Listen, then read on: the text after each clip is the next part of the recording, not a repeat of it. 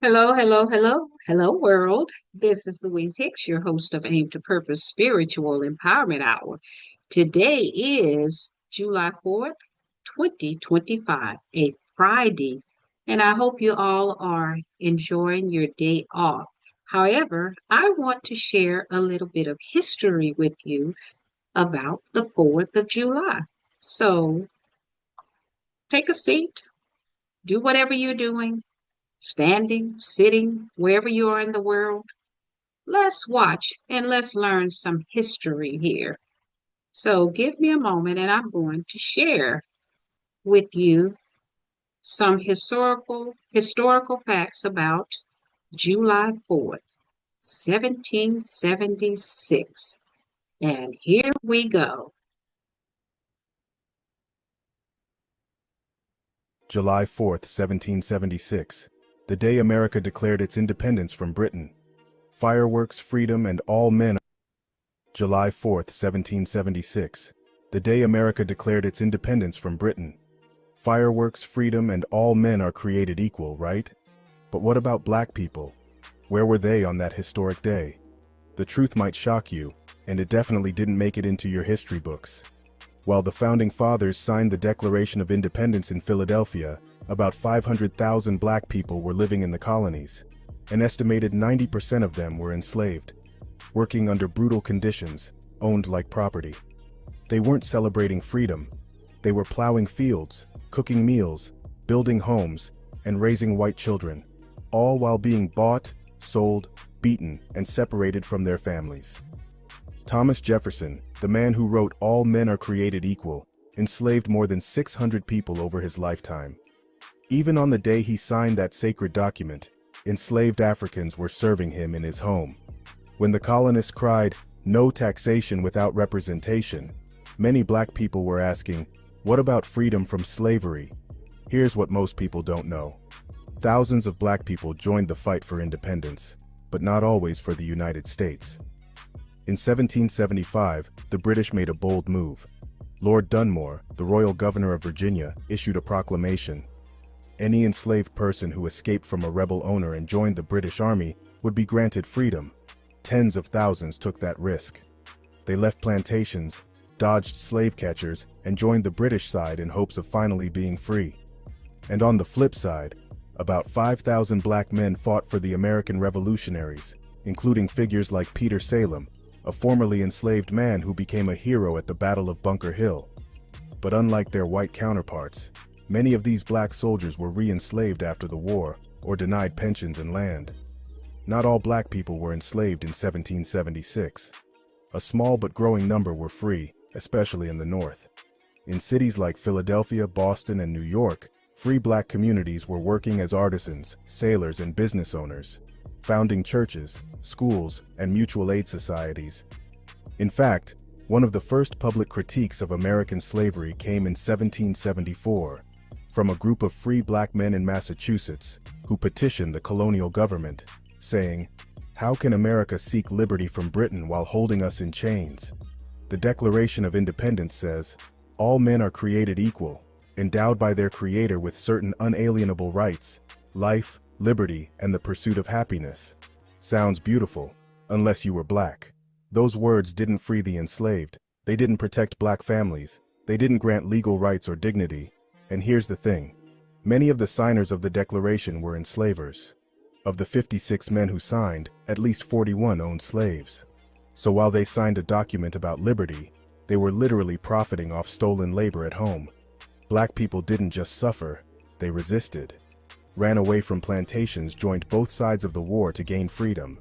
Started rebellions, like the 1741 slave uprising in New York, or the 1811 German Coast Rebellion in Louisiana, the largest slave revolt in U.S. history. Preserved culture, spirituality, and kinship under unimaginable oppression. They saw the contradictions in America long before the Civil Rights Movement. As abolitionist Frederick Douglass later asked in 1852, "What to the American slave is your 4th of July?" When the Revolutionary War ended in 1783, freedom came, but only for some. Most black loyalists who fought for Britain were exiled or re-enslaved. Others escaped to Canada, the Caribbean, or Sierra Leone. In the U.S., slavery didn't end. It expanded, especially in the Deep South. The Constitution, written just a few years later, protected slavery, counting each enslaved person as 3/5 of a man for political power. So while the U.S. waved its flag of freedom, millions remained in chains. On July 4, 1776, black people were in the fields, in kitchens, in chains, and on battlefields, fighting for a freedom they were denied. They were the invisible foundation of America's economy, culture, and politics. Their struggle is not a footnote, it is the story.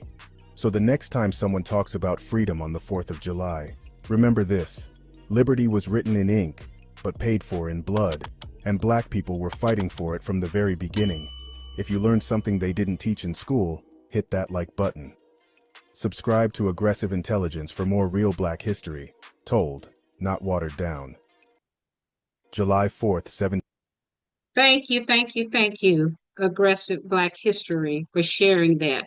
And I'm going to stop sharing because this was a history lesson. And again, I'm Louise Hicks, your host of this podcast, aimed to purpose spiritual empowerment hour, where I started this podcast to elevate our people to a higher level of consciousness because it's so important that we know our history.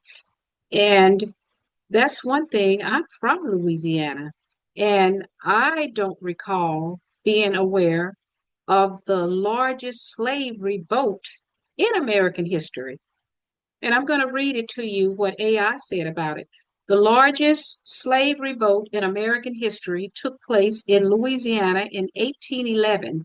This revolt, known as the 1811 German Coast Uprising, involved over 200 enslaved people who marched from plantations in present-day Laplace towards New Orleans.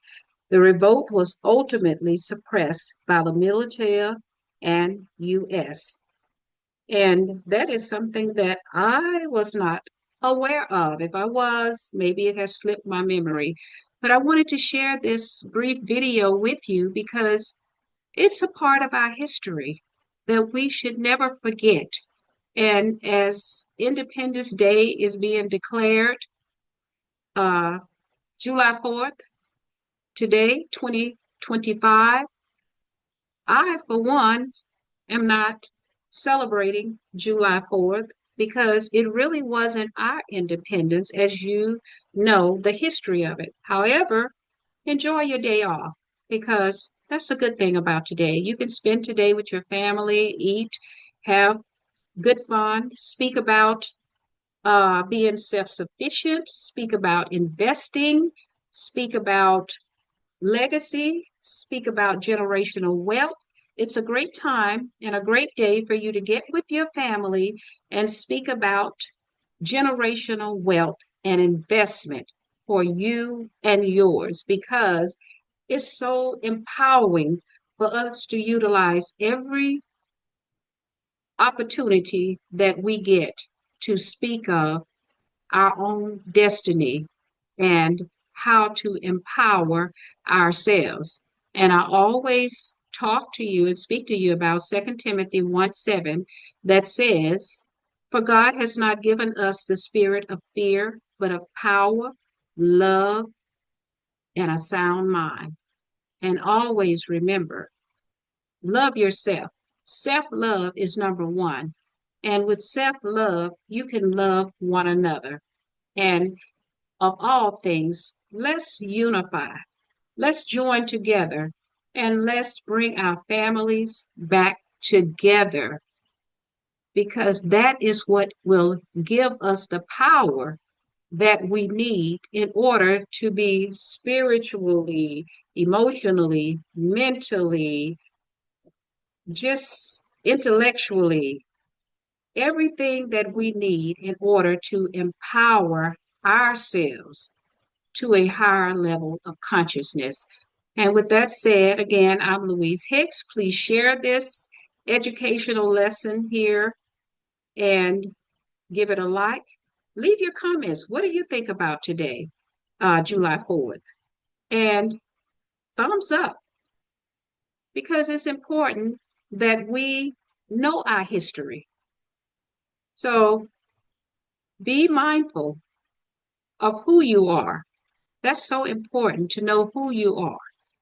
And again, I'm Louise Hicks, your host of this podcast, Aim to Purpose Spiritual Empowerment Hour. Please share, share, share. Leave your comments again, give it a like, thumbs up, and I will see you in the next video. Thanks to all of my subscribers and much love until the next time I speak with you.